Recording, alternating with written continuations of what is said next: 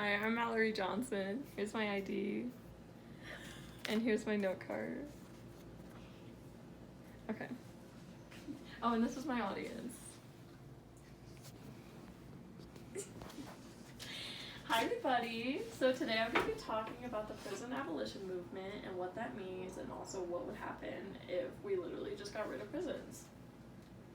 Okay, so first off, why should we even abolish prisons? So prisons are something that we definitely take for granted. A lot of us can't even imagine a life without prisons. It's kind of a radical idea to a lot of people. But this whole movement is not new. It's been around since prisons were like made in the 1860s. And basically, something interesting is that the 13th Amendment was the amendment that abolished all slavery and involuntary servitude, except in the case of punishment. And that was in the case of prisons. So, actually, incarceration harms society more than it helps. Mass imprisonment reproduces the very conditions that lead people to prison.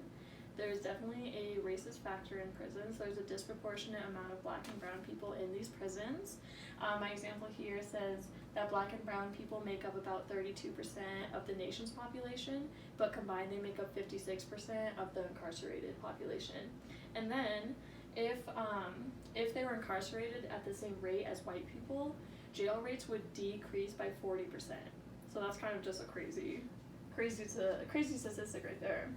And then the privatization of prisons, basically this took place during the Reagan era of the 1980s, when his whole thing was like trying to cut taxpayers' dollars.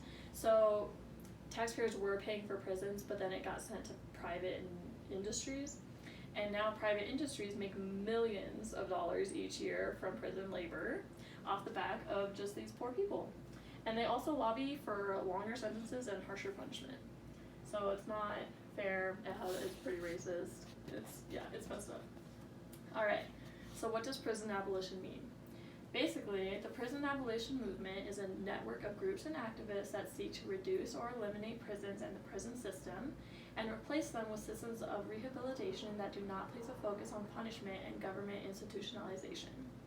Basically, prison abolition is not only to tear down the cages, but build a more equitable society in which we don't need to rely on these cages at all. And then also, prisons just don't fix the problem. They create a lot more. Prisons are not meant to be rehab centers, which a lot of these people need. The drug and alcohol addiction is like 50% of these inmates, and they just don't get any of the resources or treatment that they need. So a lot of these problems just keep on occurring. I included this quote from Angela Davis. She's a really popular abolition movement leader. She wrote the book Are Prisons Obsolete? And it's pretty famous in this movement. So basically, I just wanted to say her quote: "Prisons do not disappear as social problems, they disappear human beings. Homelessness, unemployment, drug addiction, mental illness, and illiteracy are only a few of the problems that disappear from public view when the human beings contending with them are relegated to cages." So basically, prisons kind of act as this midway where like we have all these problems that we need to face, but we put the people that are like dealing with these problems behind cages, so that way like the rest of us just don't have to deal with it. But that's not fair. That's not fair to anybody. Okay, so what would we do instead of putting lawbreakers into prisons? So we need to address these problems by its roots.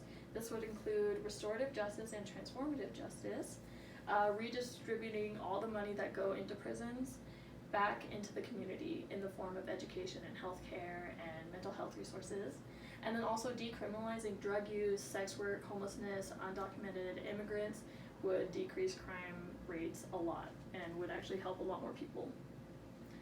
Okay, so what is transformative and restorative justice? I have my note card because I don't want to mess it up. Basically, restorative justice focuses on repairing the harm caused by crime and reducing future harm through crime prevention. It recognizes that crime hurts everyone, the victim, the offender, and the community.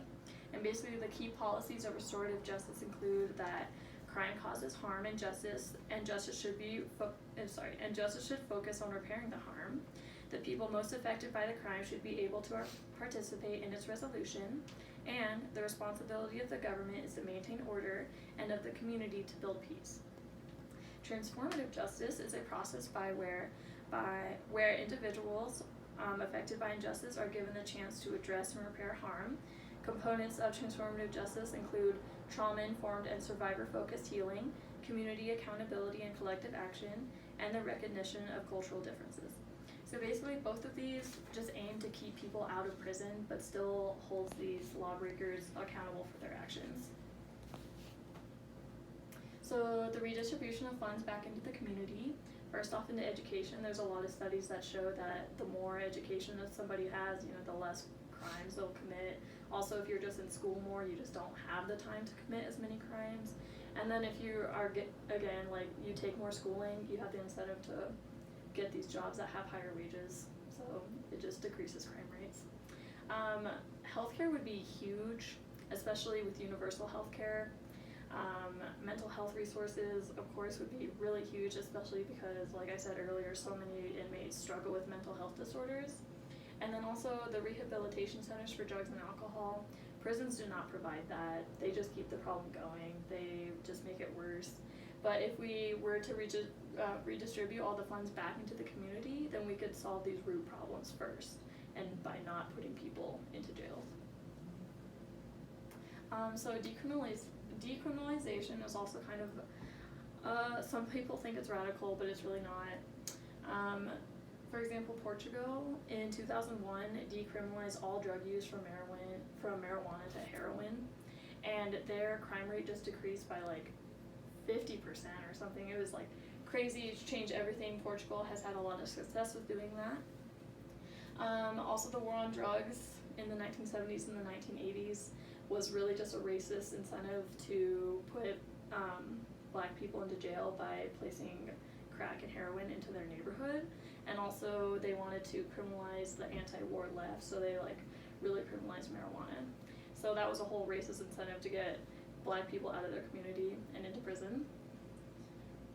Alright, and then our conclusions is that prisons do not fix anything, and that to reduce crime rates we really need to focus on the root problems by investing into the community's resources.